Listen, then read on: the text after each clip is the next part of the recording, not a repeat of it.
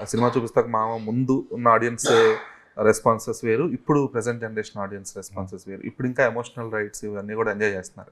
ఎందుకంటే రీసెంట్గా హిందీ సినిమా ఒకటి, అప్పట్లో సనం తెరీ కసం అని ఒక సినిమా హర్షవర్ధన్ రానే చేసింది, అప్పట్లో ఫ్లాప్.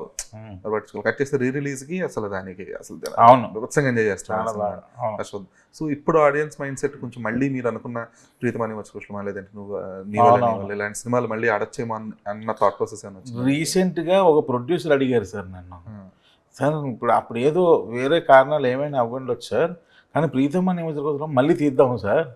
అది ఇది రీసెంట్గా ఈ వారం రోజుల క్రితమే ఇది జరిగింది. నేనేమన్నానంటే తీయొచ్చు, బట్ నేను డైరెక్షన్ చేయకూడదు, కావాలంటే నేను సపోర్టివ్గా ఉంటాను, వేరే యంగ్ డైరెక్టర్ని ఎవరైనా ఒక అబ్బాయిని ఎవరైనా పిక్ చేసి చేద్దామంటే చెయ్యండి, నాకేం అభ్యంతరం లేదు, బట్ నేను డైరెక్షన్ చేయకూడదు ఇప్పుడు ఈ సిచ్యువేషన్లో, బట్ తీయొచ్చు ఏం కాదు. మీరు అన్నట్టు ఎమోషన్స్ ఉన్న ఫిల్మ్స్ మళ్ళీ ఇప్పుడు వర్కౌట్ అవుతున్నాయి. మనం రీసెంట్ చావా సినిమా కూడా చూసాం.